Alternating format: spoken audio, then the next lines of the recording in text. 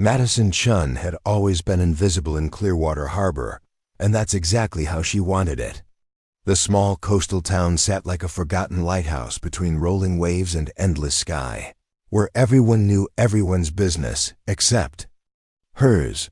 For 4 years, she'd worked at the Clearwater Public Library, shelving books and helping patrons with quiet efficiency that made her almost forgettable. No one suspected that the soft-spoken librarian with downcast eyes had once commanded elite military operations in combat zones that most people only saw on television. But secrets have a way of surfacing, especially when the past comes looking. For you, the morning everything changed started like any other. Madison arrived at the library at precisely 7:45 a.m., her dark hair pulled back in a practical bun, wearing the same uniform she wore every day, navy blue slacks and a light blue button-up shirt with the library logo. Nothing about her appearance suggested anything remarkable. The local teenagers sometimes snickered at her plain clothes and serious demeanor. The book warden, they called her, not knowing that she had once worn a very different uniform, one that commanded respect instead of mockery. Before we jump back in, tell us where you're tuning in from, and if this story touches you, make sure you're subscribed, because tomorrow I've saved something extra special for you. Madison moved through the stacks with practiced precision, her fingers tracing book spines with the same steady hands that had once disarmed explosives and saved lives under heavy fire. The library director, Mrs. Hoffman, often praised Madison for her organization and attention to detail, never guessing these skills had been honed through military discipline rather than library science. "Madison, could you help with the new display?" Mrs. Hoffman called from the front desk. "The town's Veterans Day ceremony is next week, and the mayor wants us to showcase local service members." Madison felt her pulse quicken slightly, but her face remained impassive. "Of course," she replied, her voice betraying nothing of the sudden tension in her shoulders. The Veterans Day display was a tradition in Clearwater Harbor. Each year, the library collected photographs and stories from local veterans, creating a tribute to the town's military history. Madison had always found excuses to be absent during these events, taking vacation days or volunteering for behind-the-scenes work. This year, however, Mrs. Hoffman had scheduled her specifically for the opening ceremony. "I thought you might want to help arrange the memorabilia," Mrs. Hoffman said, handing Madison a box of photographs and newspaper clippings. "You have such a good eye for these things." Madison accepted the box with a polite nod, careful not to let her hands tremble.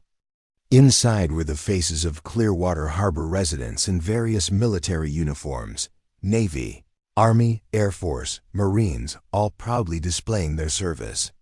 Young men and women transformed by duty and purpose, their eyes reflecting experiences their neighbors would never fully understand.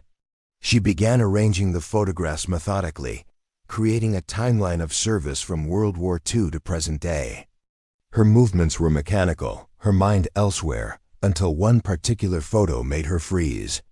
It wasn't of anyone she knew, just a young Marine standing beside a medical evacuation helicopter. But something about the desert backdrop, the particular angle of the sun casting shadows across sand-colored vehicles, sent her spiraling back to memories she'd spent years trying to bury. The library door chimed, pulling Madison back to the present. She looked up to see Police Chief David Mercer entering with 2 strangers in pressed suits. Their posture immediately registered with Madison government, maybe military intelligence. They moved with the confident precision of people accustomed to command, scanning the library like they were assessing a tactical environment.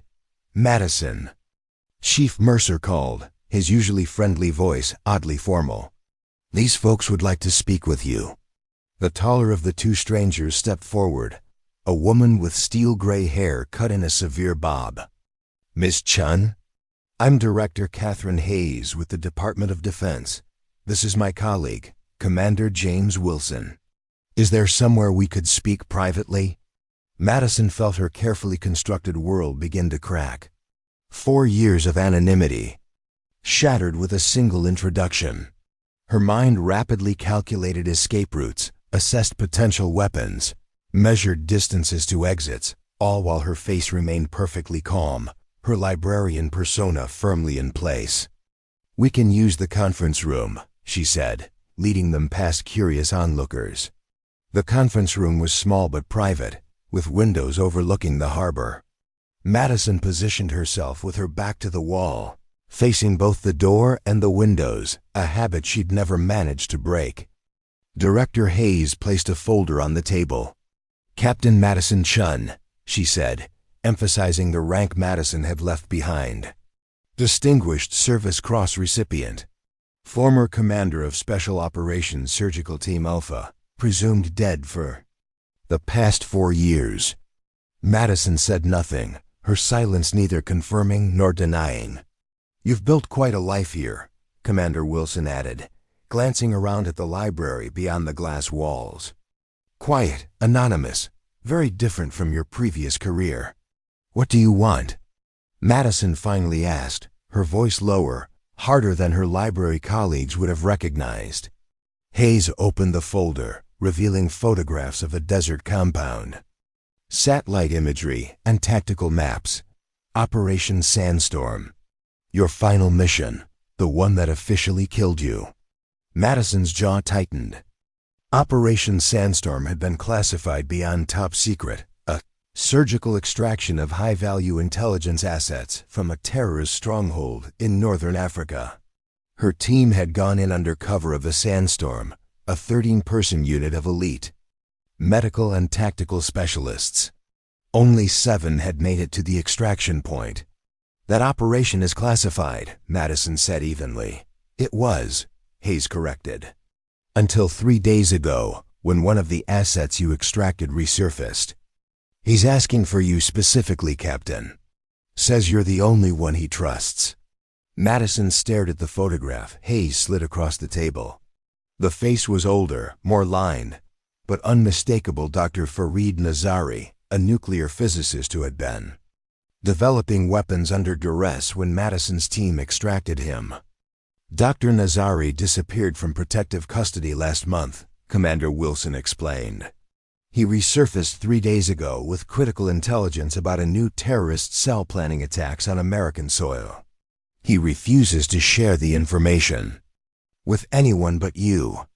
"I'm not that person anymore," Madison said, pushing the photograph away.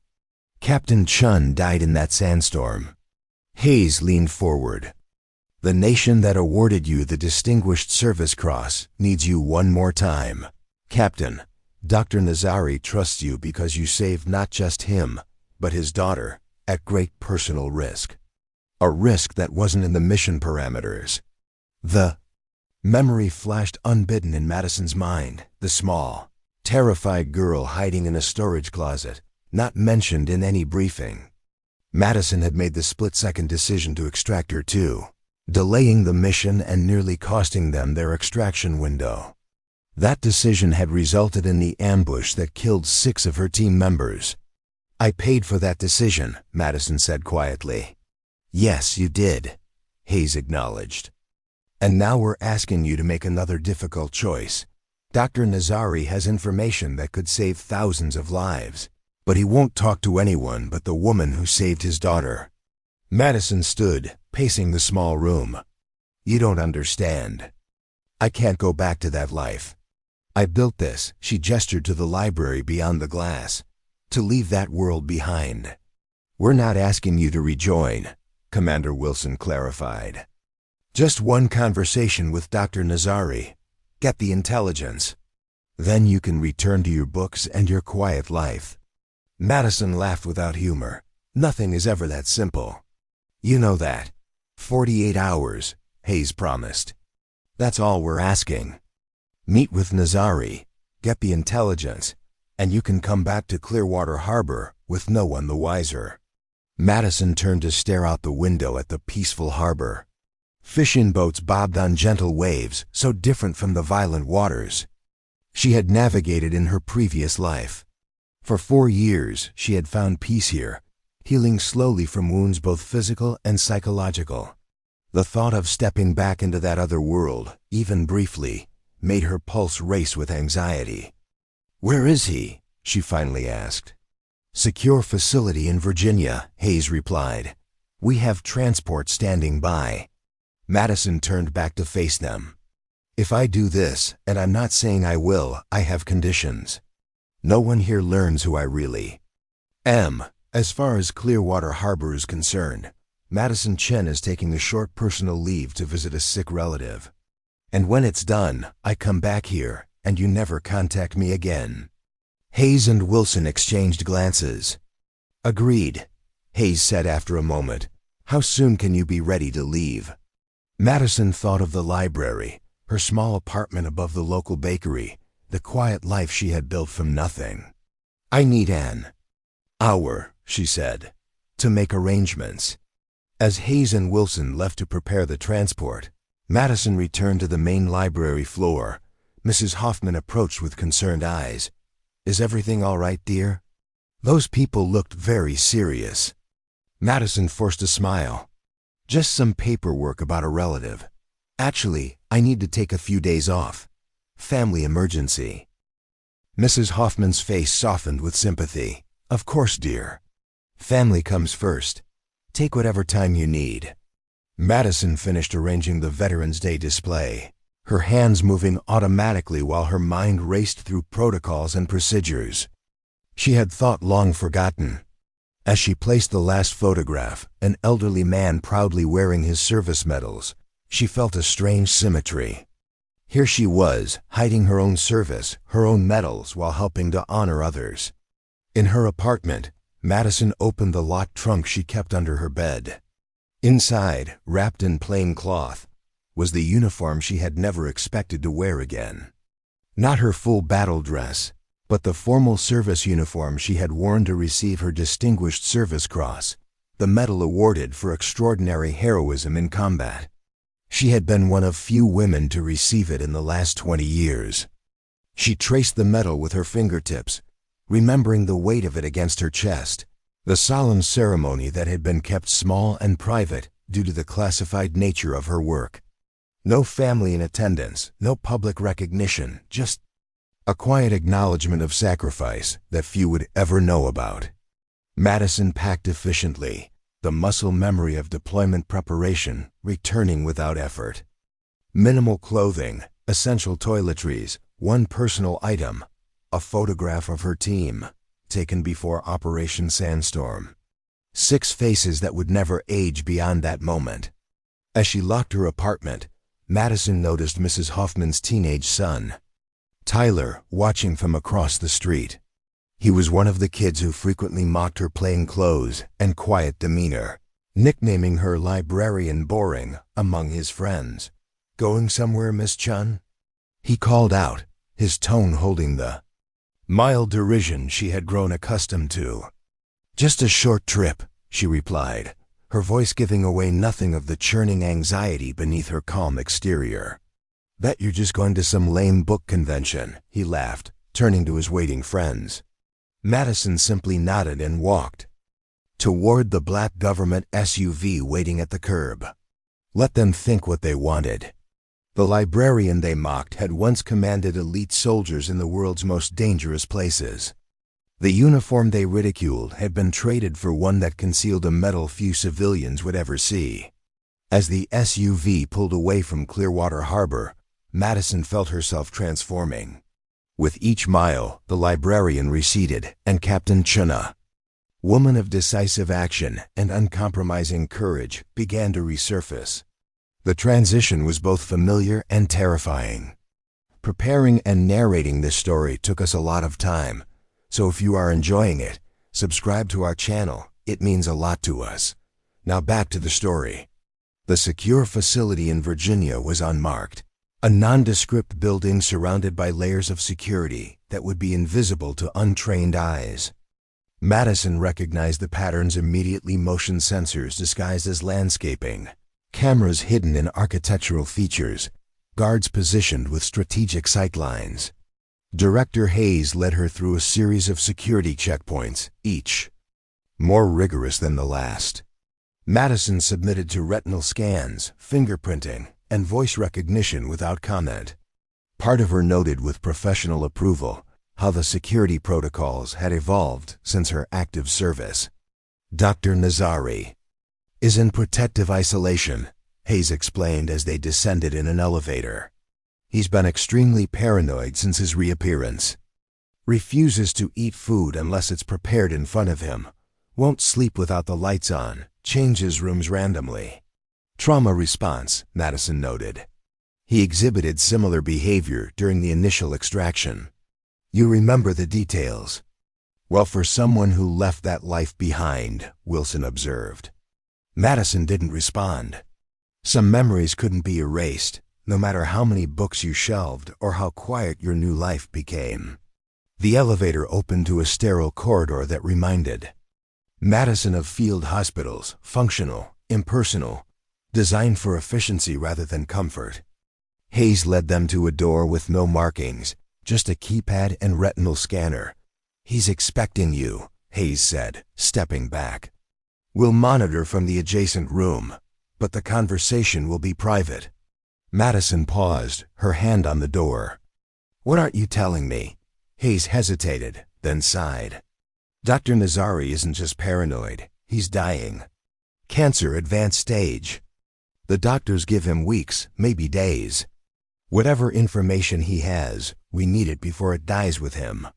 Madison nodded once, then entered the room alone. Dr. Farid Nazari sat in an armchair by a window Madison immediately recognized as a projection, not real. His once robust frame had withered, his face gaunt and yellow with illness. But his eyes, those were unchanged, sharp and intelligent despite the fatigue evident in every line of his body. Captain Chen, he said, his voice surprisingly strong. They told me you were dead. They told me the same about you, Madison replied, taking the chair opposite him. A ghost of a smile crossed his face. And we are both ghosts, yes? Walking in worlds we do not belong in. Madison leaned forward. They say you have information. Information you'll only share with me. Nazari studied her face with intensity. You look different. Softer, perhaps. What do you do now, in this new life of yours? I'm a librarian, Madison said, seeing no reason to lie. Nazari laughed, a sound that quickly dissolved into a painful cough. When he recovered, he wiped his mouth with a handkerchief that came away stained with blood. The warrior becomes a keeper of knowledge. There is poetry in that. Dr. Nazari, Madison pressed gently, the information. He sighed, suddenly looking every year of his age and illness. My daughter, Leela, where is she now? Madison hadn't expected this question. After the extraction, Layla had been placed in a protection program, separate from her father's standard procedure for high-risk assets with family members. She was given a new identity, Madison said carefully, for her protection. Is she safe? Happy? The desperate hope in his eyes made Madison's chest tighten. I don't know, she admitted. That wasn't part of my mission parameters. Nazari's face hardened. Yet saving her was not in your parameters either, was it? But you did it anyway. You risked everything for a child you did not know. Madison remained silent. That decision, the split-second choice to extract not just the scientist but his hidden child, had cost lives. 6 of her team members had died because the delay put them in the path of an enemy patrol. 6 lives weighed against one small girl's. It was a calculation she still couldn't reconcile. I need to know she is safe before I die, Nazari said simply. That is my condition. Find my daughter, confirm she is well, and I will give you everything I know about the cell planning attacks on your country. Madison stared at him in disbelief. That wasn't the agreement. I came here to speak with you, get the intelligence, and return to my life. Plans change, Captain, Nazari said, his eyes never leaving hers. You should know this better than most. Madison stood, pacing the small room. Even if I wanted to, I don't have the authority or resources to track down someone in a high-level protection program. But your friends outside that door do, Nazari pointed out. And they want what I know badly enough to bend many rules. Madison studied the dying man, recognizing the leverage he wielded, despite his frail condition. He had information they needed desperately, and he knew exactly what he wanted in exchange. "Why me?" she asked finally. "Why insist on me finding her?" Nazari's expression softened. "Because you saved her once at great cost to yourself. Because when she was terrified and hiding, you knelt down and spoke to her with kindness, even as bullets flew outside. Because you carried her through gunfire when she was too frightened to walk." He paused, his breathing labored. "Because I trust you, Captain Chen. With my daughter's life, I trust you." The weight of his words settled over Madison. 4 years of quiet anonymity in Clearwater Harbor had been her attempt to atone for the decisions that had cost her team members their lives. She had shelved books, helped patrons find references, organized community events, all while carrying the burden of those deaths. Now Nazari was asking her to step back into that world, to complete what she had started in that desert compound years ago. "If I find her," Madison said slowly, "and confirm she's safe, you'll provide the intelligence immediately?" "You have my word," Nazari replied. "A dying man has little reason to lie." Madison nodded once, decision made. "I'll need to speak with Director Hayes." As she turned to leave, Nazari called after her. "Captain Chen, the uniform you wear now, the quiet one that hides who you truly are, it serves its purpose.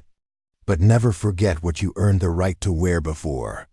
Madison paused at the door, not looking back. "Some uniforms are too heavy to wear forever, Dr. Nazari. And some medals," he replied softly, "are too important to keep hidden." Outside, Hayes and Wilson were waiting, their expressions making it clear they had heard everything. "This changes things," Madison said before they could speak. "I need resources, access, and authority to locate Layla Nazari." Hayes shook her head. "That's not possible. Protection protocols are flexible when national security is at stake," Madison interrupted. "You brought me here because you need what Nazari knows. This is his price." Wilson stepped forward.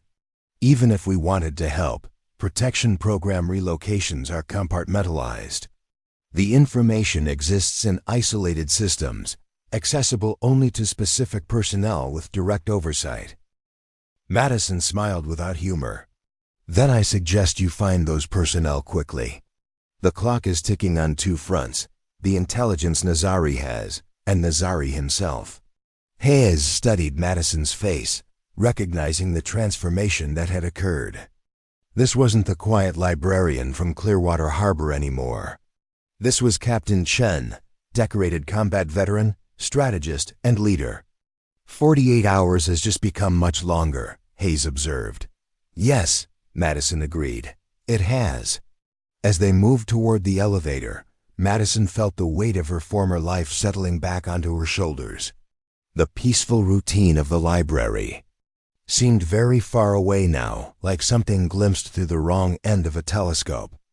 Ahead lay a mission with stakes just as high as any she had faced in combat, finding a girl hidden by the most sophisticated protection program in the world, while racing against a terrorist threat and a dying man's final days.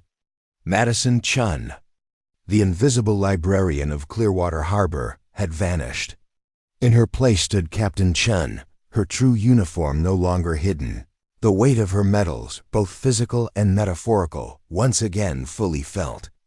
The secure facilities conference room became Madison's temporary command center. Within hours, Hayes had assembled a small team of analysts, each with specific access to different parts of the witness protection system.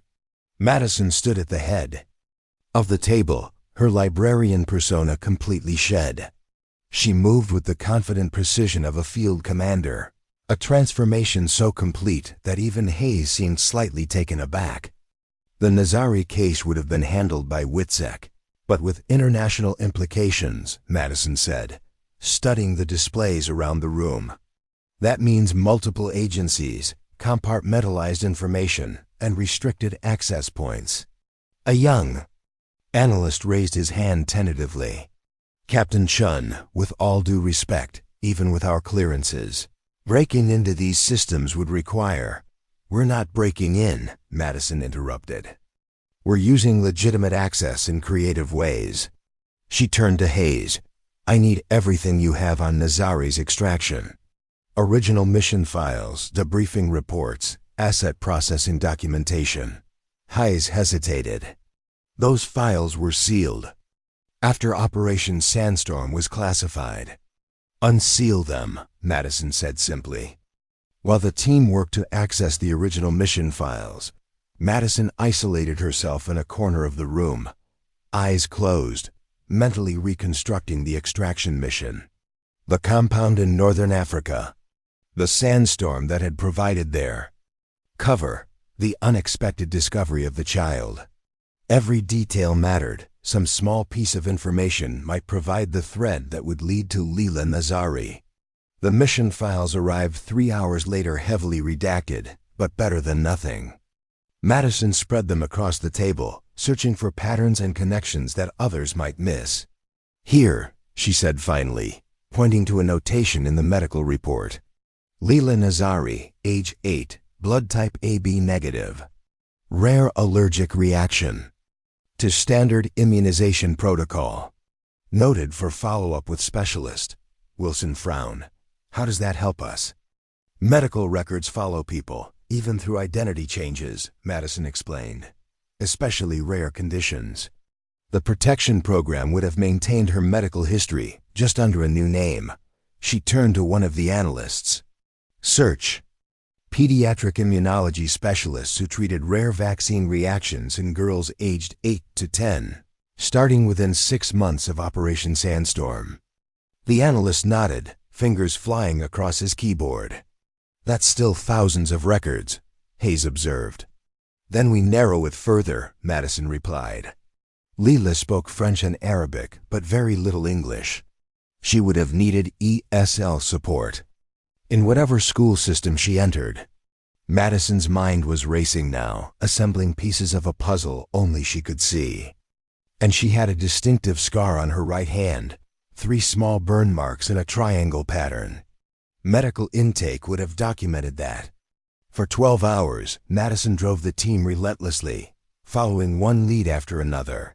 She worked with the focused intensity of someone accustomed to high-stakes operations, her mind shifting seamlessly between tactical thinking and strategic planning. Analysts who had initially questioned her authority now moved to her commands without hesitation, recognizing the natural leadership that no amount of time-shelving library books could erase. At 3 a.m., when most of the team had collapsed from exhaustion, Madison remained standing, studying data patterns on the main screen. Hayes approached, offering a cup of coffee. You haven't lost your edge, Hayes observed. 4 years as a civilian, and you still operate like the best field commander I've ever seen. Madison accepted the coffee without looking away from the screen. Some things become part of you. They don't go away just because you change your clothes. Why did you leave? Hayes asked quietly. Your record was exemplary. The Distinguished Service Cross, promotions on the fast track. You could have written your own ticket after Operation Sandstorm. Madison was silent for a long moment. 6 people died because of a decision I made. Good people. My people. You saved a child who wasn't even supposed to be there, Hayes countered. Most commanders wouldn't have taken that risk. That's the point, Madison said, finally turning to face Hayes. I was willing to risk my team for a child who wasn't part of the mission parameters. I made an emotional decision in a situation that required clinical judgment. She shook her head. After that, I couldn't trust myself to command anymore. So I left. Hayes studied her with new understanding. You didn't leave because you failed. You left because you succeeded at something that wasn't supposed to matter more than the mission. Before Madison could respond, an alert sounded from one of the computers. The young analyst who had questioned her earlier looked up with excitement. "Captain Chen, I think we found something. Pediatric immunology records from Walter Reed, 3 months after Operation Sandstorm. Female patient, age 8, with the exact allergic reaction profile you described. Treated under the name Emma Phillips." Madison moved to his station immediately. Location follow-up? Transferred to civilian care in Pittsburgh initially, then, he typed rapidly. Relocated to Newbrook, Oregon 2 years ago. Small town on the coast. Current status? Madison demanded, more typing. Enrolled at Newbrook Middle School. Now age 12. Lives with foster parents, Michael and Sarah Lawson. Madison felt a surge of both relief and tension. We found her. Now we need to verify her condition without compromising her security. She turned to Hayes. I need transport to Newbrook, Oregon, immediately. Hayes nodded. I'll arrange it. But you can't just walk up to her, Captain. Her safety depends on her cover remaining intact. I know, Madison replied. I won't approach her directly. I just need visual confirmation that she's safe and well. That will satisfy Nazari's condition. 4 hours later, Madison was aboard a military transport aircraft heading west. She had changed from her formal clothes into simple civilian attire jeans. A sweater and a light jacket that concealed a sidearm Hayes had insisted she carry. The terrorist threat Nazari had information about was real, which meant anyone connected to him could be at risk. As the plane cut through clouds, Madison reviewed the file on Emma Phillips, the girl who had once been Layla Nazari. School records showed good grades, participation in the science club, normal social development. The foster parents were former. Military a common choice for high-risk protection cases, given their security training and discipline. The plane landed at a small airfield outside Newbrook just after dawn. A nondescript sedan waited on the tarmac, keys left in the ignition. As arranged, Madison drove into town as the sun rose, casting golden light across a coastal community that reminded her somewhat of Clearwater Harbor, small, tight-knit, the kind of place where strangers were noticed. She parked near the middle school, keeping her distance but maintaining a clear view of the main entrance. School would start in 30 minutes. If Emma's routine remained consistent with her records, she would arrive by bicycle approximately 10 minutes before the first bell. Madison waited, her mind drifting briefly to the library in Clearwater Harbor. Mrs. Hoffman would be opening up now, probably wondering when her quiet assistant would return. The thought seemed to belong to another lifetime, though it had been only 2 days since she'd left.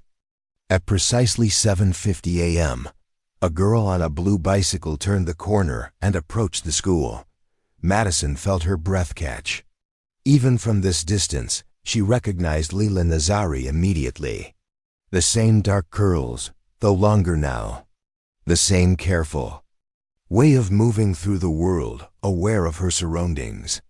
But there was something different to her. Confidence that hadn't been there in the frightened child Madison had carried through gunfire 4 years ago. Emma Leela parked her bicycle and joined a group of friends near the entrance. They laughed together, ordinary 12-year-olds starting an ordinary school day. Nothing in her demeanor suggested fear or trauma. She was, by all appearances, a normal, happy child. Madison took several photographs with the secure phone Hayes had provided, documenting Emma's well-being. This would be enough for Nazari proof that his daughter was safe, healthy, and adapting to her new life. As Madison prepared to leave, a movement at the edge of the schoolyard caught her attention. A man in a dark jacket, standing too still, watching the children with too much focus. Military training sent alarm signals through Madison's system. His posture, the careful way he scanned the area, the slight bulge under his jacket that suggested a concealed weapon. This was no parent or teacher. Madison slipped out of her car, moving casually toward the school while maintaining visual contact with both Emma and the suspicious man. When he began moving toward the girl, Madison's pace quickened. The man reached inside his jacket just as Madison closed the distance. "Emma," she called out, using the girl's new name. "Your mom asked me to pick you up. Emergency at home." Emma turned, confusion clear on her face. She didn't recognize Madison. Why would she? The extraction had happened in darkness, in chaos. Madison had been wearing tactical gear, her face partially obscured.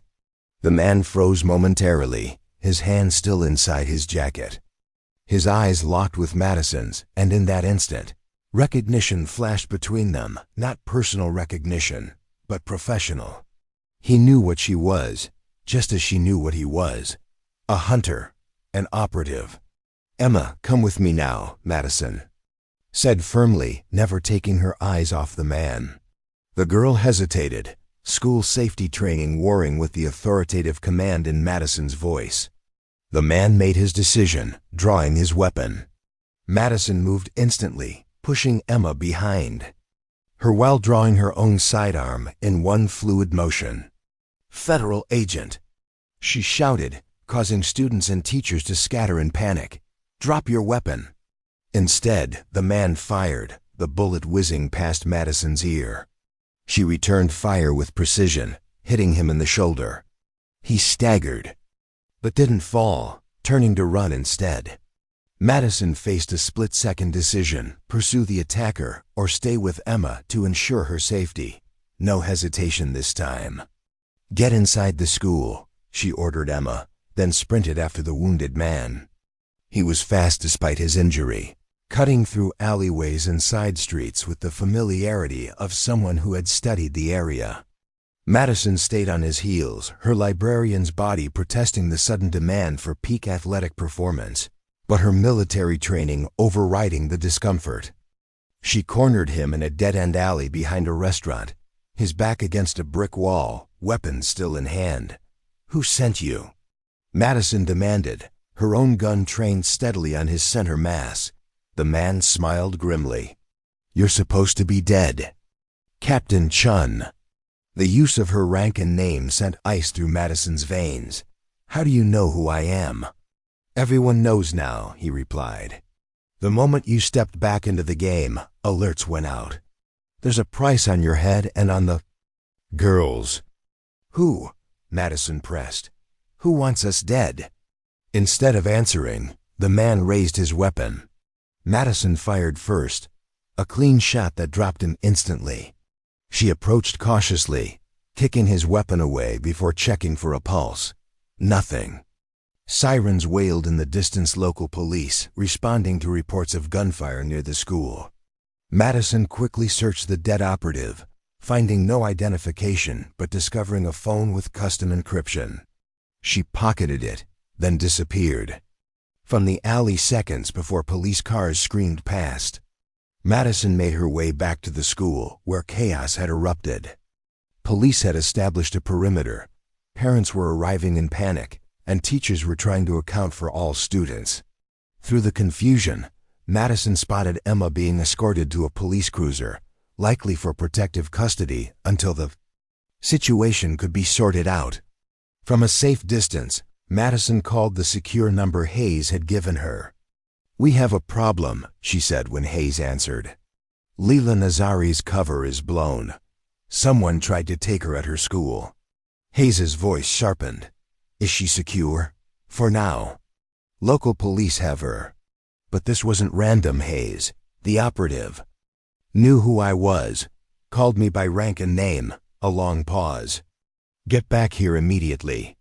We need to move Nazari before whoever's hunting his daughter finds him too." Madison glanced again at the police cruiser where Emma sat, her young face visible through the window. The girl looked scared but composed, her father's daughter, handling crisis with remarkable fortitude. "Negative," Madison replied. "I'm staying with the girl until you can get a full protection team here. Someone just tried to abduct her in broad daylight. They'll try again." "Captain, that's not the mission," Hayes argued. "We need Nazari's intelligence. The mission changed the moment someone targeted his daughter," Madison cut in. You want Nazari's cooperation? Then keep his daughter alive. I'm staying with her. Before Hayes could respond, Madison ended the call and moved toward the police perimeter. She wouldn't approach directly. That would raise too many questions she couldn't answer. Instead, she positioned herself where she could maintain visual contact with Emma while remaining unnoticed. Among the gathering crowd of concerned parents and onlookers. For hours, Madison maintained her vigil as local authorities processed the scene and interviewed witnesses. When Emma was finally transferred from the police cruiser to what appeared to be a social services vehicle, Madison followed at a discreet distance. The vehicle took Emma to a local hospital standard procedure for a child involved in a traumatic incident. Using her military ID, which Hayes had reluctantly returned to her, Madison gained access to the hospital. She didn't approach Emma directly but positioned herself near the room where the girl was being evaluated, watching for any sign of further threat. Her secure phone buzzed with an incoming message from Hayes. Extraction team en route. ETA 90 minutes. Nazari briefed on situation. Madison sent a terse acknowledgement, then returned to her surveillance. Something about this situation felt wrong. The operative who had tried to take Emma had been too well informed, too prepared. He had known exactly who to look for and when she would be vulnerable. More importantly, he had recognized Madison immediately, despite her civilian appearance, and the widespread belief that Captain Chen had died years ago. There was a leak somewhere, someone with access to both Nazari's case and Operation Sandstorm details. Someone who knew Madison had been reactivated and sent to find Leela Nazari. Madison's suspicions crystallized into certainty when she spotted a hospital security guard moving with too much purpose toward Emma's room. His uniform fit properly, his ID badge seemed legitimate, but his movements betrayed him, the subtle scanning of sightlines, the controlled pace of someone on a mission, rather than a routine patrol. Madison intercepted him in the hallway, bumping into him apologetically. "Sorry, I'm so turned around in this place. Can you point me to radiology?" The momentary distraction was enough for Madison to confirm her suspicions. The slight bulge of body armor beneath his uniform, the outline of a weapon that hospital security wouldn't carry. The false guard pointed vaguely down a corridor. "That way, ma'am." Madison thanked him with a smile that didn't reach her eyes, then moved as if to follow his directions. The moment she was out of his sight, she circled back, approaching Emma's room from another angle. The girl sat on an examination table, a female doctor checking her vital signs. Madison entered quietly, closing the door behind her. "Excuse me," the doctor began. "This area is restricted." Madison showed her military ID, federal security. "There's been a threat against this patient. I need to move her immediately." The doctor frowned. "I haven't been notified of any transfer. I need to call my supervisor." "There's no time," Madison said, moving to Emma. "Emma, I know you're scared and confused, but I need you to trust me right now. Your life is in danger." Emma studied Madison's face with an intensity beyond her. "Years. You called me at the school. Before the man with the gun." Madison nodded. "I'm here to protect you." "Why should I trust you?" Emma asked, her voice steady despite the fear evident in her eyes. Madison made a split-second decision. She drew aside the collar of her shirt, revealing a small portion of the scar that ran along her collarbone. "Because 4 years ago in a different country, when you were hiding in a storage closet, I found you. You had a doll with you, a small fabric doll with button eyes. You wouldn't leave without it, even though we could hear gunfire outside." Emma's eyes widened in recognition. "You carried me." "Yes," Madison confirmed. "And I'm going to keep you safe now, too, but we need to move quickly." The doctor looked between them in confusion. "What is going on here?" "Please, doctor," Madison said urgently. "I need you to step into the hallway and create a distraction. There's a man disguised as security coming to harm this child." Perhaps it was the absolute certainty in Madison's voice, or perhaps it was Emma's newfound trust, but the doctor nodded and moved toward the door. What kind of distraction? A medical emergency. Something that will draw attention and personnel. The doctor took a deep breath and stepped into the hallway. Moments later, her voice rang out with commanding urgency. Code Blue in radiology. I need a crash team now. Hospital staff began running toward the supposed emergency, creating exactly the confusion Madison needed. She took Emma's hand. Stay close to me. Don't run, but move quickly. They slipped out of the examination room and headed in the opposite direction from the commotion. Madison spotted the false security guard rushing toward radiology with the others, buying them precious minutes to escape. Madison led Emma through service corridors and staff areas, avoiding main hallways where cameras might track their movement.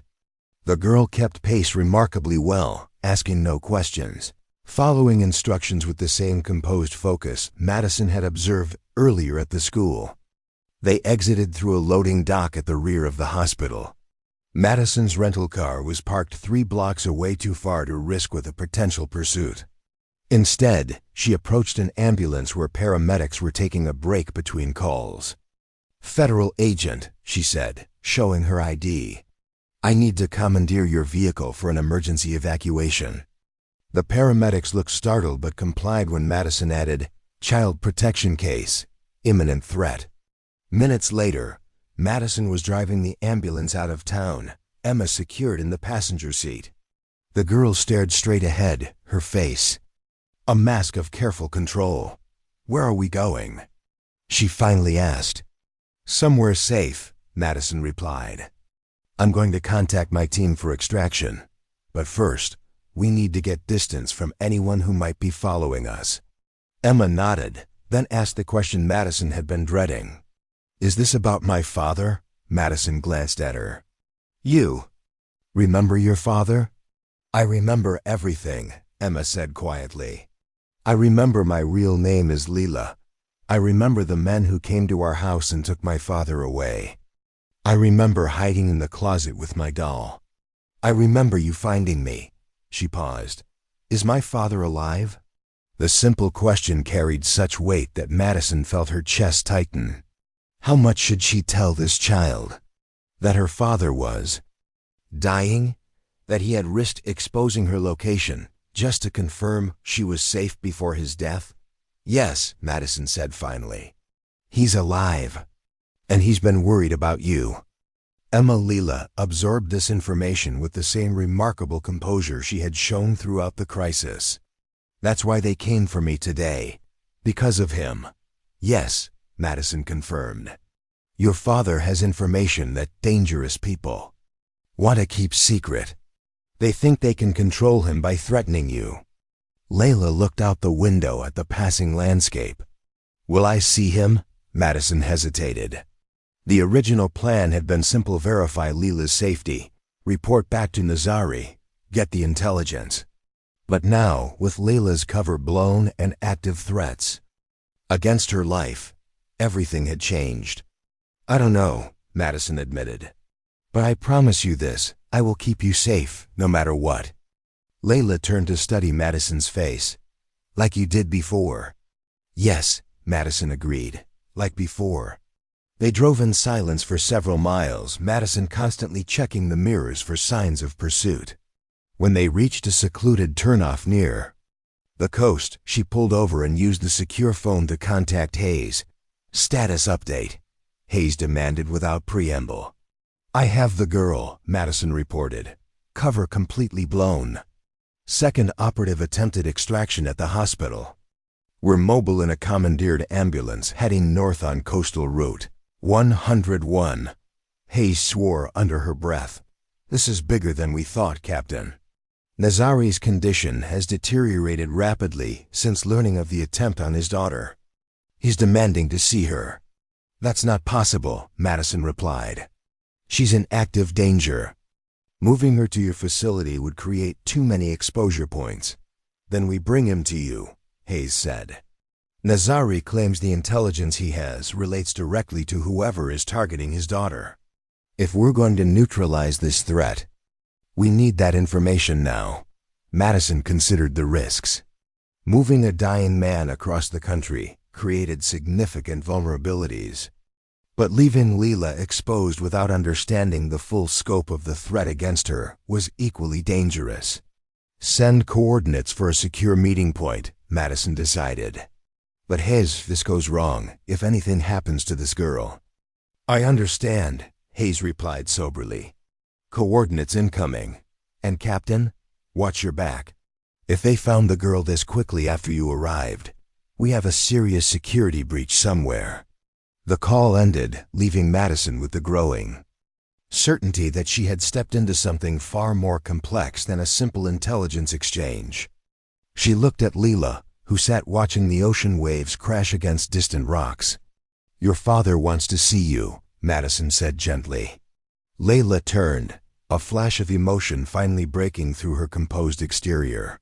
When? Soon, Madison. Promised, but it's complicated. He's not well, and there are people looking for both of you. Leila nodded, processing this information with the same remarkable maturity she had shown throughout the crisis. The men who want to hurt us, they're the same ones from before, aren't they? The ones who made my father build things he didn't want to build. Madison studied the girl with new appreciation. Yes, I think they might be. How much do you remember about that time? Everything, Leela said simply. I remember the men who came to our house in Algiers. I remember how they changed when they talked to my father polite in front of me, but their eyes were cold. I remember listening from my hiding place when they told him what would happen to me if he didn't cooperate. The matter-of-fact way she recounted these threats sent a chill through Madison. This child had lived through traumas that would break many adults, yet she spoke of them with the clear-eyed understanding of a survivor. You're very brave, Madison said. Leila shrugged slightly. I had no choice. Neither did my father. She looked directly at Madison. But you did. You chose to save me when it wasn't part of your mission. My father told me that later, when we were safe. He said a soldier with fire-colored hair carried me through bullets because she decided I was worth saving. Madison felt something shift inside her, the weight of guilt she had carried for 4 years, suddenly recontextualized by this child's perspective. 6 team members had died that day, a loss Madison had never forgiven herself. But sitting beside her was the life they had saved, a bright, resilient girl who remembered everything and understood more than anyone had given her credit for. Before Madison could respond, her secure phone buzzed with incoming coordinates. From Hayes, a remote airstrip 50 miles inland, scheduled rendezvous in 3 hours. Just enough time to ditch the ambulance, find alternative transportation, and approach the meeting point with proper security protocols. We need to move, Madison said, starting the engine. Your father is coming to us. As they pulled back onto the coastal highway, Madison glanced at Leila in the passenger seat, a child caught in adult dangers, yet facing them with extraordinary courage. In that moment, Madison understood with perfect clarity why she had made the decision that changed both their lives 4 years ago. Some things were worth any sacrifice. Some uniforms and the values they represented could never truly be left behind. They burst outside into fading daylight, alarms now sounding throughout the complex as the firefight intensified inside. Madison led Leila toward the tree line, staying low and using natural cover to mask their movement. Who was that? Leila asked as they reached the safety of the forest. Delphi operative, Madison replied, scanning the terrain ahead. Probably infiltrated Hayes's team recently, which means Hayes might not know who to trust either. They moved deeper into the forest, following a game trail that wound through dense underbrush. Madison maintained a brisk pace, knowing they needed to put distance between themselves and the mining complex before full darkness fell. Where are we going?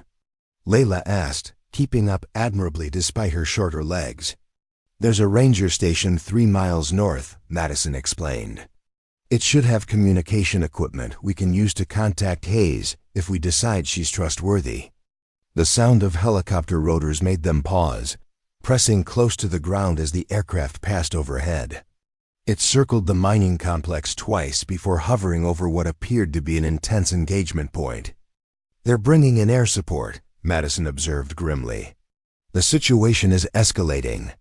They continued their trek through the forest as dusk settled around them. Madison moved with the silent efficiency of someone trained to navigate hostile territory, while Layla followed with remarkable stamina for a child her age. The ranger station appeared ahead, a small cabin perched on a ridge overlooking the valley. Madison approached cautiously, circling the structure to confirm it was unoccupied, before leading Layla inside. The interior was basic but functional solar-powered. RADIO equipment, emergency supplies, a small generator. Madison went directly to the communications console, attempting to establish contact with Hayes's team. This is Bookkeeper calling Nightingale. Do you copy? She used their established code names, waiting for a response through the static. After several tense moments, Hayes's voice crackled through the speaker. Bookkeeper, this is Nightingale. Verification code, Sierra Echo Victor Echo November. What's your status? Madison recognized the verification sequence. The first letters spelled 7, the number of team members who had survived Operation Sandstorm. It was a detail only Hayes would know from the mission files. Status secure for now, Madison replied. Package is with me. Be advised you have infiltration in your ranks. Agent who approached us at the mining complex was Delphi. A pause. Then Hayes's voice returned, tighter with tension. Understood. That explains the communication breakdown with Team 3. She took an audible breath. James completed the upload. The data is spreading across multiple platforms now. Major agencies are mobilizing, but Delphi still has a 12-hour head start on deployment. We need a secure extraction and access to a networked system, Madison said, glancing at Layla, who listened intently beside her. The package has the means to implement a kill switch for the pathogen, but we need specific equipment. Understood, Hayes replied. Current location compromised. Proceed to alternate extraction point Charlie. Coordinates follow. She rattled off a series of numbers that Madison quickly memorized. Copy that. ETA approximately 4 hours on foot. Negative, Hayes countered. Too slow. Look in the ranger station's equipment locker. Standard Forest Service outposts in this region maintain emergency ATVs. Use that to reach the extraction point. We'll have transport waiting. Madison ended the transmission and turned to Layla. We need to keep moving. Can you handle a few more hours? Layla nodded, her young face showing fatigue but unwavering determination. Whatever it takes, Captain. As Hayes had predicted, they found an ATV in the equipment locker behind the station. Madison quickly checked its systems, then helped Layla onto the seat behind her. The vehicle's quiet electric motor hummed to life, allowing them to navigate the forest trails with minimal noise signature. They traveled for nearly 2 hours, the ATV's headlight cutting a narrow path through the darkness. Madison remained hyper-vigilant, aware that Delphi operatives could have established checkpoints on major routes. She kept to obscure trails, occasionally doubling back or taking deliberate detours to throw off any potential pursuit. The extraction point turned out to be a small clearing suitable for helicopter landing. As they approached, Madison cut the ATV's engine and lights, proceeding the final 100 yards on foot with Layla close behind her. Stay in the tree line, she instructed, scanning the clearing for signs of an ambush. I'll verify it's clear before we expose ourselves. Madison circled the perimeter methodically, checking for disturbed ground that might indicate buried sensors, broken branches that could suggest hasty concealment, or any other anomalies that threatened their security. Finding nothing suspicious, she returned to Leela. Looks clean. Now we wait. They settled against the base of a large pine, conserving energy while maintaining awareness of their surroundings. Madison checked her watch 20 minutes until the extraction team was due to arrive. Captain Chen, Layla said quietly. What happens after? If we succeed in stopping Delphi's attack? Madison considered the question carefully. The intelligence your father provided will dismantle their organization. Key figures will be arrested. The technology will be secured. I meant for us, Leela clarified. What happens to me, to you? The simple question carried immense weight. Madison had been so focused on the immediate threat that she hadn't fully considered the aftermath. Layla's witness protection identity was irrevocably compromised. Madison's quiet life in Clearwater Harbor had been similarly exposed. I don't know, Madison admitted honestly. But whatever happens, I promise you won't face it alone. Layla nodded, seeming satisfied with this answer. I'd like to have books around me, wherever I end up, like your library. The comment touched something deep in Madison's heart, this remarkable child who had endured so much, yet still found value in simple comforts like books and knowledge.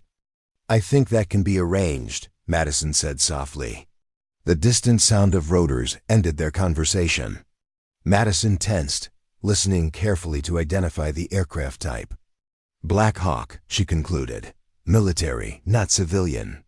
They remained concealed until the helicopter appeared overhead, hovering momentarily before descending to the clearing. Madison recognized Hayes standing in the open door, scanning the perimeter with tactical awareness. Stay low, Madison instructed Leela. I'll verify it's safe. She moved to the edge of the tree line, using light signals to identify herself to the extraction team. Hayes returned the correct countersignal, confirming her identity. Clear, Madison called to Leela, and together they sprinted across the open ground to the waiting helicopter. Hayes helped them aboard, the crew chief immediately securing them with safety harnesses as the aircraft lifted off. Delphi hit 3 of our safe houses simultaneously, Hayes shouted over the rotor noise. They're burning everything down, trying to contain the intelligence leak. Too late, Madison replied. The data's out there now, Hayes nodded grimly. Yes, but they're accelerating their timetable. Intel suggests deployment within 6 hours. Not 72. Madison felt Layla tense beside her. Then we need to implement the kill switch immediately. We're headed to a secure facility with the equipment you requested, Hayes confirmed. ETA 30 minutes.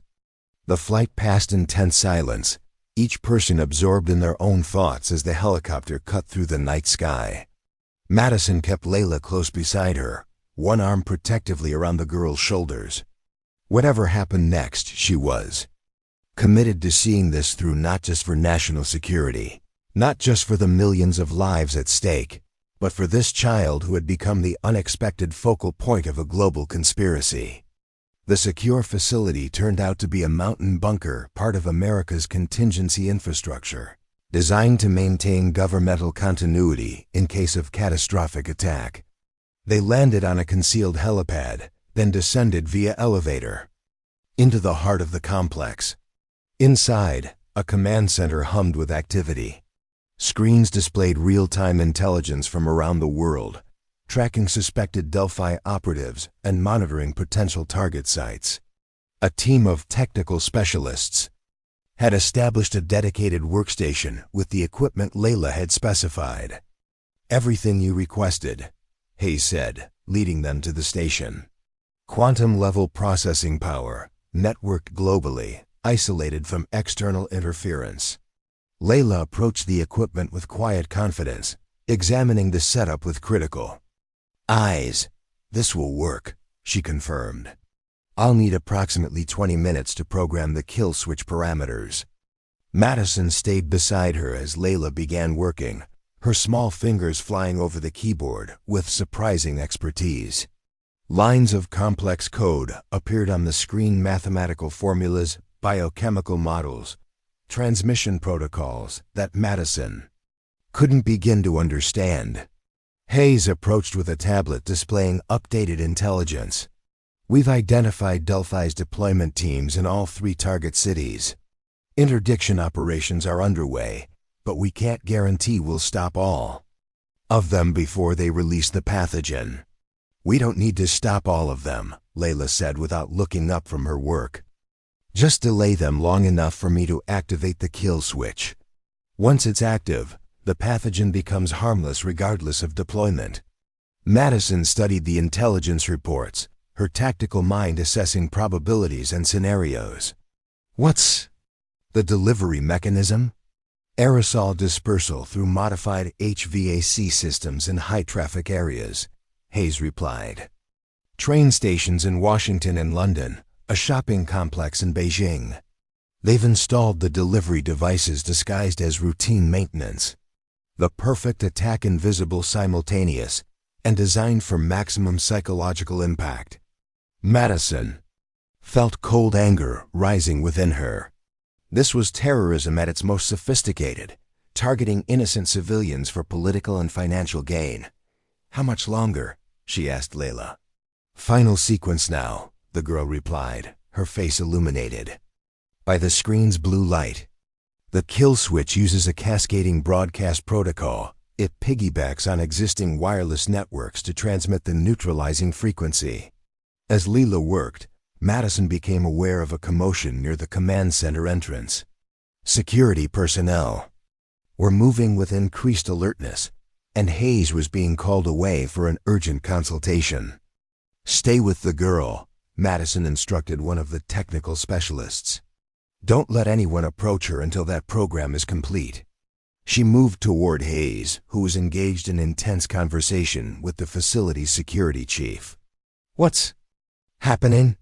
Hayes turned, her expression grave. Perimeter alert.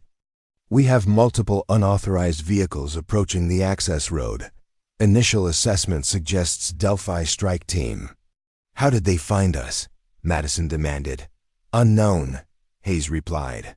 But this facility's existence is classified at the highest levels. The leak has to come from someone with that access. Madison's mind worked rapidly, calculating defense options and evacuation protocols. How long until they reach us? 15 minutes, maybe less. Not enough time to complete Layla's work and evacuate. They would need to hold the facility until the kill switch was active. Lock it down, Madison ordered, falling naturally into command mode. Secure all access points, activate countermeasures. We need to buy Layla time to finish. Hayes nodded, issuing rapid orders to her security team. Madison returned to Layla, who continued working with intense focus despite the increased activity around them. We have a situation, Madison explained calmly. Delphi forces approaching. How much longer? 8 minutes for programming, another 3 for global transmission initiation, Layla replied without looking up. Once it starts, nothing can stop it. The protocol will spread automatically through network systems worldwide. 11 minutes, Madison confirmed. We'll give you that time. She moved to the weapons locker, selecting a tactical rifle and body armor. The facility's security team was deploying to defensive positions, their movements efficient but tense. These weren't frontline combat personnel, they were intelligence. Operatives and technical specialists trained for security but not warfare. Madison approached Hayes, who was coordinating the defense from a tactical display. Your people aren't prepared for this kind of assault. Let me take command of the defense operation. Hayes studied her for a moment, then nodded. All security personnel, this is Director Hayes. Captain Chen has operational command of our defense effective immediately. Follow her orders as you would mine. Madison didn't waste time with formalities. She moved directly to the tactical display, assessing the facility's layout and security capabilities. Team Alpha, secure the main access corridor. Teams Bravo and Charlie, establish fallback positions here and here. She indicated key choke points on the schematic. Delta Team, remain with the primary asset.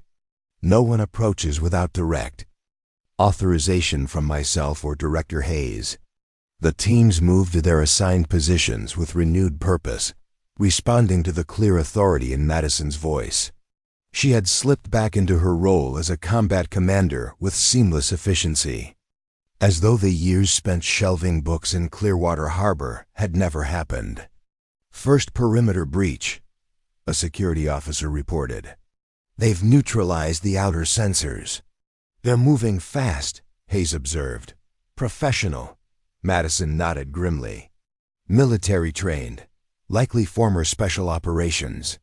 She turned to the facility's communications officer. Initiate communications blackout.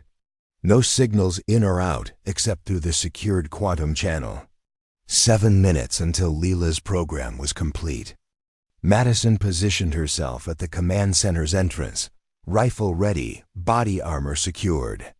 This was familiar territory, the calm focus before combat, the measured assessment of threat and response, the weight of responsibility for lives under her command. Captain, Hayes said quietly, joining her at the defensive position. If we don't hold them, we'll hold them, Madison interrupted with quiet certainty. The first explosion shook the facility 3 minutes later, a breach charge against one of the secondary entrances. Gunfire erupted almost immediately, the sharp reports echoing through the reinforced corridors. Team Bravo engaging hostiles at entrance 2, came the report through Madison's tactical headset. Multiple assailants, heavily armed. Madison remained steady, knowing her position guarding the command center was the last line of defense. If Delphi forces breached this far, everything would be lost. 4 minutes to completion, Layla called from her workstation, her voice remarkably calm despite the sounds of battle echoing through the facility. The tactical updates continued, painting a picture of a coordinated assault from multiple entry points. Delphi had come prepared, with specialized equipment designed to breach even this hardened facility. Team Alpha falling back to secondary position, came another report. 2 casualties. Madison felt the familiar weight of command, the knowledge that people were fighting and dying based on her tactical decisions. It was the burden she had carried during Operation Sandstorm, the weight that had driven her to seek anonymity in Clearwater Harbor, but this time was different. This time, she carried that weight with clear purpose, without doubt or hesitation. Some burdens were worth bearing when the cause was just. 2 minutes, Leela announced, still focused entirely on her task despite the chaos unfolding around her. The sound of combat grew closer, Delphi forces pushing through the facility's defenses with relentless determination. Madison adjusted her position, ensuring clear fields of fire covering all approaches to the command center.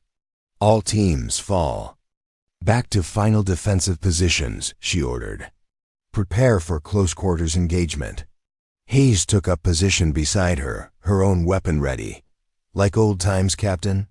Madison allowed herself a grim smile. Better cause this time. The first Delphi operative appeared at the far end of the corridor, tactical gear, professional movements, weapon raised. Madison fired with precision, dropping him before he could take cover. 2 more appeared, using their fallen comrade as cover to advance. The firefight intensified, bullets impacting the reinforced barriers Madison and Hayes had established. Through it all, Layla continued working, seemingly oblivious to the battle raging around her. 1 minute, she called.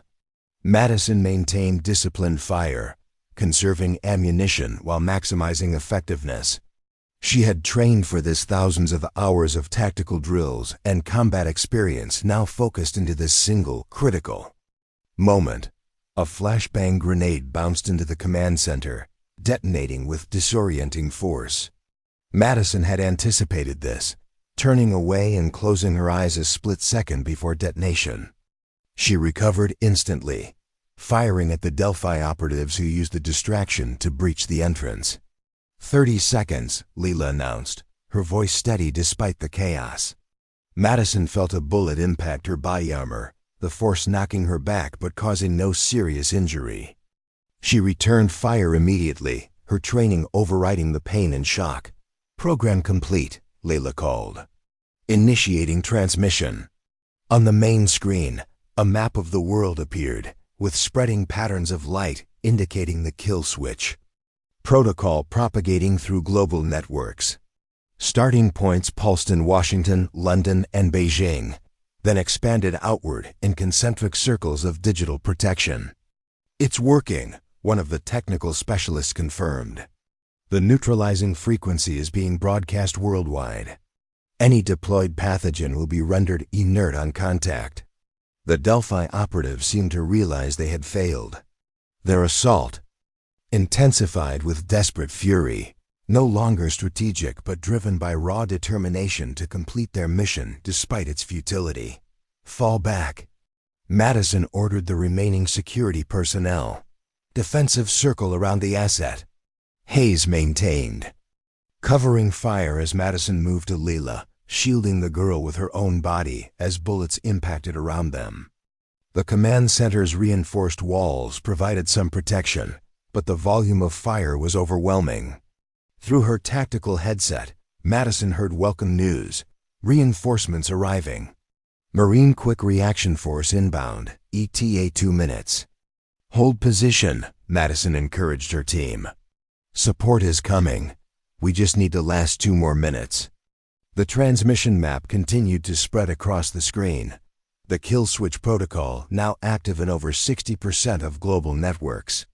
Layla watched with intense focus, monitoring its progress despite the battle raging around her. "It's done," she said finally, turning to Madison with quiet triumph in her eyes. "My father's work is complete. The pathogen is neutralized everywhere." Before Madison could respond, a final assault breached the command center's defenses. Delphi operatives poured in, weapons blazing despite the futility of their mission. Madison pushed Layla down behind the workstation, covering her with her own body while returning fire. A bullet grazed Madison's arm.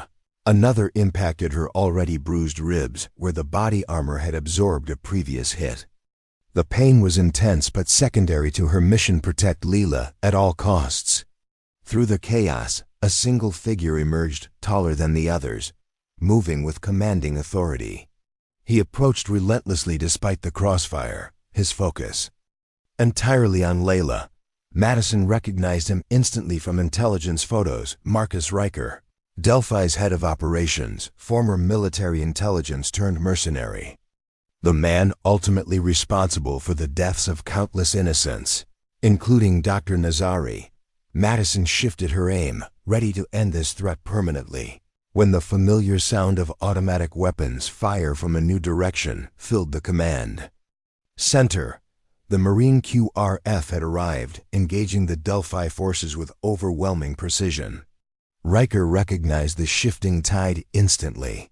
He locked eyes with Madison for one brief moment, a look of cold professional assessment, before retreating with the remainder of his team. Within minutes, the gunfire had ceased. Marine operators secured the facility room by room, neutralizing remaining resistance and establishing medical triage for the wounded. Madison remained with Layla, still protecting her until the all-clear was officially given.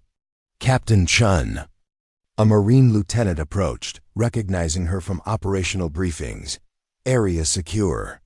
All hostile forces either neutralized or in retreat." Madison finally relaxed her vigilance, allowing medical personnel to approach. Her arm was bleeding freely where the bullet had grazed her, and each breath sent sharp pain through her ribs. "The girl first," she insisted when a medic tried to examine her injuries. "Ensure she's unharmed." Layla, however, seemed more concerned about Madison than herself. "You're hurt," she said, reaching out to touch Madison's injured arm with gentle fingers. "Just a scratch," Madison assured her with a smile. "Nothing compared to what you just accomplished." Hayes approached, looking battered but triumphant. Confirmation from all 3 target cities. Delphi's delivery systems were activated, but the pathogen was neutralized before it could cause harm. The kill switch worked. Relief swept through. The command center, the tension of imminent catastrophe finally broken. Technical specialists broke into spontaneous applause. Security personnel embraced. Medical teams worked with renewed energy. In the midst of it all, Madison knelt beside Leela, bringing herself to eye level with the extraordinary child who had just saved countless lives. "Your father would be so proud of you," she said softly. Tears filled Leela's eyes for the first time since Madison had known her. Not tears of fear or grief, but of release. "He knew I could do it," she whispered. "That's why he prepared me. All those years." Madison nodded, understanding completely the love that had driven Nazari to embed his legacy in his daughter, not just data in a scar, but knowledge in her mind, purpose in her heart. He had given her everything she needed to complete his mission when he could not. "What happens now?" Layla asked, the immediate crisis past, the future suddenly uncertain. Madison glanced at Hayes, who was already coordinating with government agencies around the world as Delphi's network unraveled in real time. "Now we find you a new home," Madison said, "somewhere safe. Somewhere with lots of books." Layla studied Madison's face with that remarkable perceptiveness that seemed beyond her years. "What about you? Will you go back to being a librarian?" It was a question Madison hadn't fully considered until this moment. The quiet life she had built in Clearwater Harbor seemed to belong to another person now, a shelter she had created to hide from the weight of her past decisions. But these past days had shown her something important. Running from who she truly was had never brought her peace. "I don't know," Madison admitted honestly. "But I think it's time I stopped hiding." 2 weeks later, Madison stood on the steps of the Pentagon, watching as government cars arrived for an emergency session of the National Security Council. Delphi's exposure had triggered the largest international intelligence operation since the Cold War. Arrests were being made across multiple countries, assets frozen, research facilities secured. Hayes approached, looking more formal than Madison had ever seen her in a precisely tailored dress uniform. "They're ready for your testimony, Captain." Madison nodded, straightening her own uniform, not the blue shirt of a small-town librarian, but the formal dress uniform of a decorated military officer. The Distinguished Service Cross hung at her collar, no longer hidden but displayed with quiet pride. "How's Layla?" Madison asked as they walked toward the entrance. "Adjusting well," Hayes replied. "The new identity is established, complete. Background in place. She's enrolled in an advanced science program. The academic challenge seems to help with the transition." Madison had visited Layla at her new home the previous week, a comfortable house in a quiet neighborhood, with foster parents who had been carefully selected for their understanding of her unique situation. True to Madison's promise, the house had bookshelves in every room. And her security? Madison pressed. Hayes smiled slightly. "The best we have. Plus some additional measures I implemented personally. No one will find her this time." They paused at the security checkpoint, presenting identification before proceeding toward the briefing room, where senior military and intelligence officials waited. "Have you made your decision?" Hayes asked quietly. The offer had come 3 days earlier: reinstatement to active duty with a promotion, leading a specialized unit dedicated to countering threats like Delphi. Not combat operations, but intelligence work focused on protecting rather than engaging. "I have," Madison confirmed. "I'm accepting the position." Hayes nodded with approval. "The uniform suits you, Captain. It always did." As they entered the briefing room, conversations paused as officials turned to observe Madison. Some faces showed recognition: officers who had known Captain Chen before her disappearance. Others displayed curiosity about this decorated officer who had emerged from obscurity to play a crucial role in thwarting a global threat. Madison felt their eyes on her uniform, on the Distinguished Service Cross that had been hidden for so long. But where once she had felt shame and doubt about the decisions that earned her that medal, now she understood something profound. Some burdens were worth carrying, some choices worth making, regardless of their cost. She took her place at the table with quiet confidence, ready to tell her story, not just of recent events, but of Operation Sandstorm, of the choice to save one child at great cost, of the years spent hiding from who she truly was. Because Madison Chen had finally learned what Dr. Nazari had tried to tell her: the uniform you wear, whether visible or hidden, is ultimately defined by the values it represents. And some medals, like some truths, are too important to keep concealed. Up next, you've got 2 more standout stories right on your screen. If this one hit the mark, you won't want to pass these up. Just click and check them out. And don't forget to subscribe and turn on the notification bell so you don't miss any upload from us.